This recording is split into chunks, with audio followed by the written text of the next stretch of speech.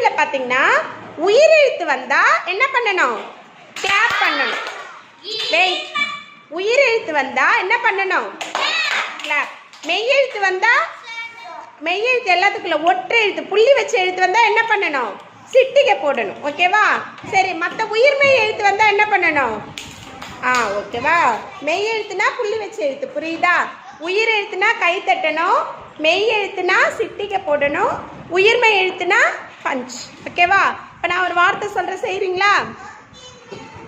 அம்மா. Very good. தாத்தா.